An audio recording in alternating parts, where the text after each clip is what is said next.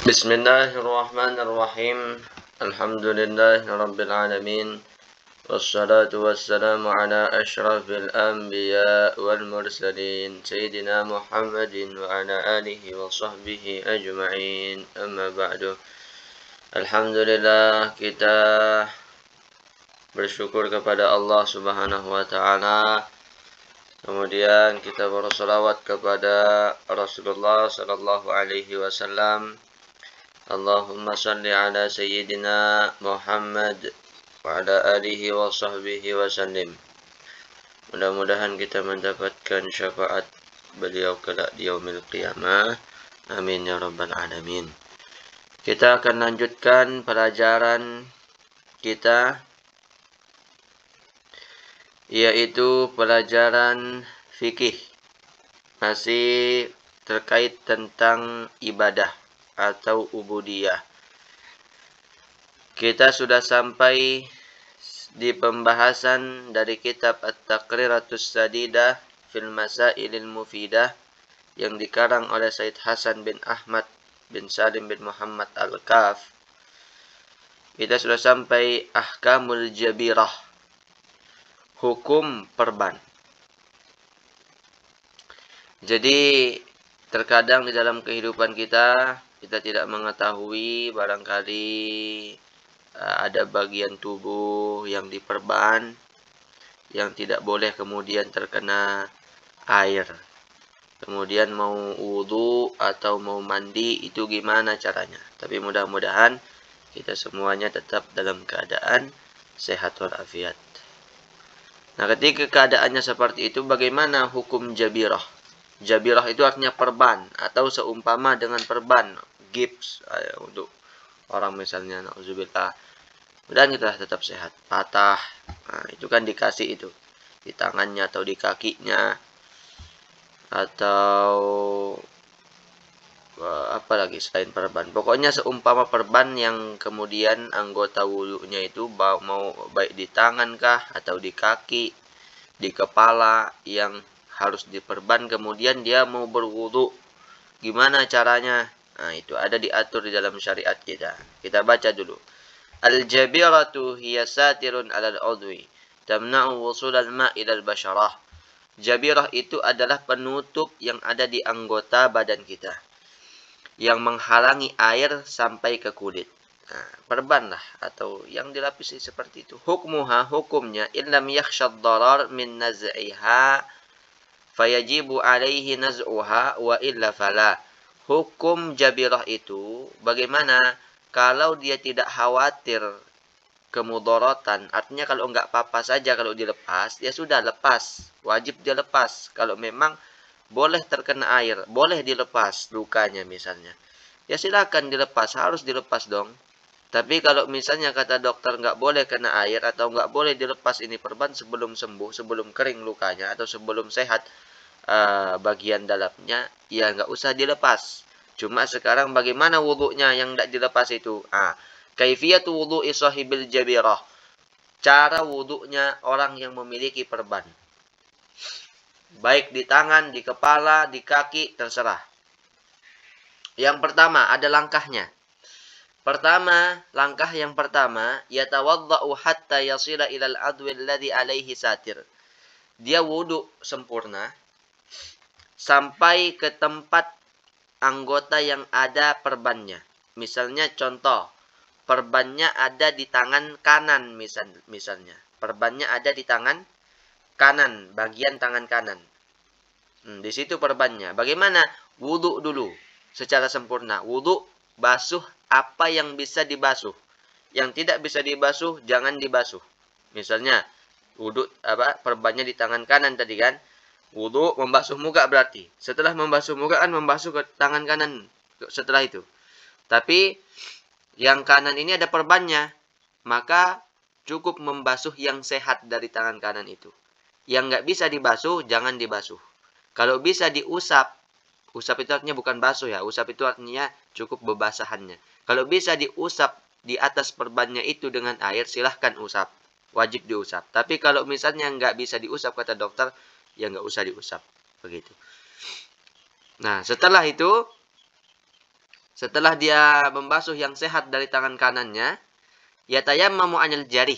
Dia bertayamum. Artinya dia tidak langsung melanjutkan ke tangan kirinya di saat wudu. Tapi dia bertayamum. Begitu. Nanti ada beberapa caranya. Ini cara yang pertama. Jadi cara yang pertama saya ulangi. Dia wudu sempurna. Kemudian setelah sampai di anggota yang ada perbannya itu, stop. Jangan dilanjutkan membasuh ke sebelah kiri. Tapi dia bertayamum dulu setelah membasuh yang sehat dari yang kanan tadi. Nah, kemudian mengusap di atas perbannya kalau itu memungkinkan.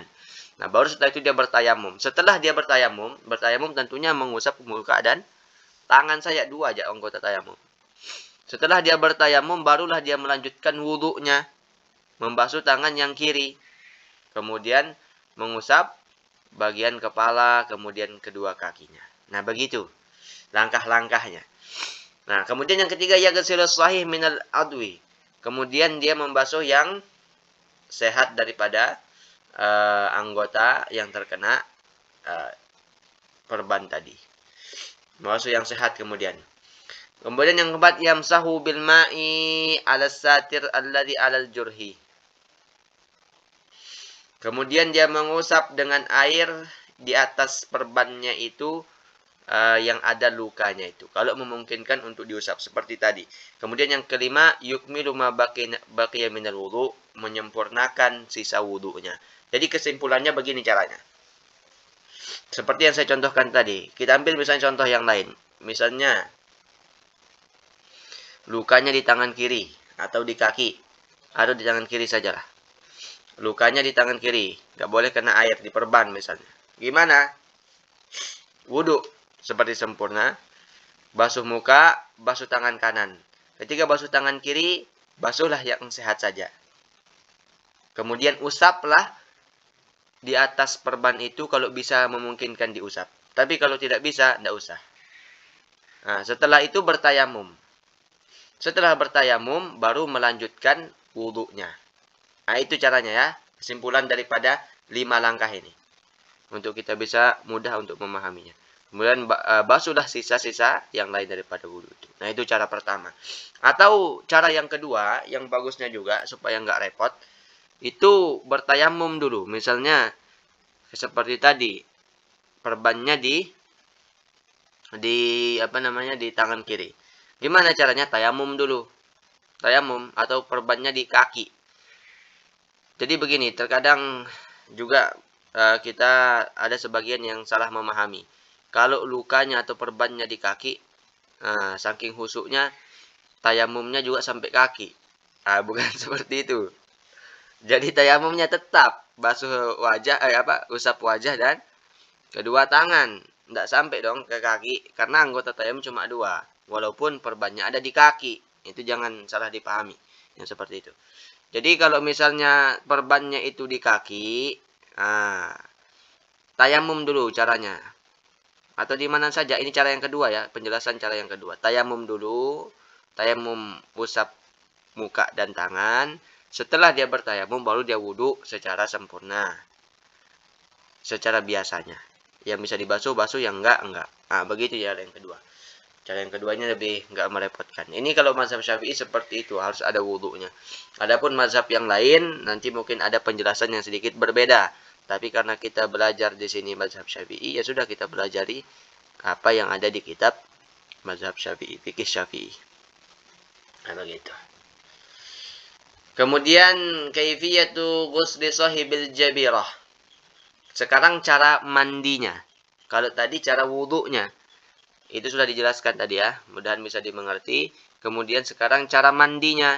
Gimana orang yang punya perban mau mandi? Yang dimaksud mandi di sini adalah mandi wajib. Kalau mandi sunnah, mandi biasa, ya itu enggak pakai cara tertentu juga bisa-bisa saja kan. Tapi ini misalnya mandi wajib.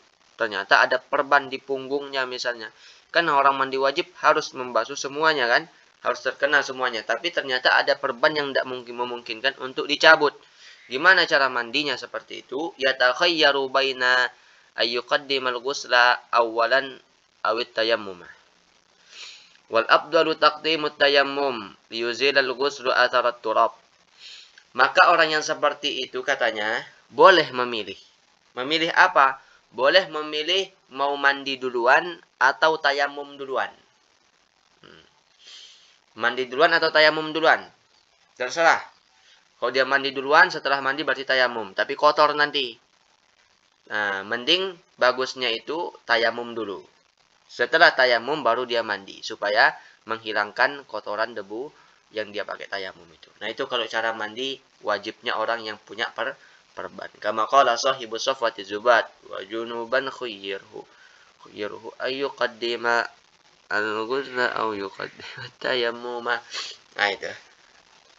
Wa junuban khayyirhu ayyuqaddima al-ghusla aw yuqaddima tayammuma. Kemudian bagaimana nanti sholatnya orang yang punya perban? Nanti ada dari segi kodok atau tidak dikodoknya. Ternyata orang yang punya perban itu di dalam mazhab Syafi'i, fikih Syafi'i, bisa jadi dia mengkodok sholatnya atau bisa juga tidak mengkodok sholatnya orang yang punya perban. Tergantung nanti keadaannya. Nah, itu yang kita bahas nanti di pertemuan selanjutnya insyaallah. Al-hukmu idza arada ayyusalliya fardan akhar wa huwa ala tuhrin min qabl. Nanti nih, sampai di sini dulu.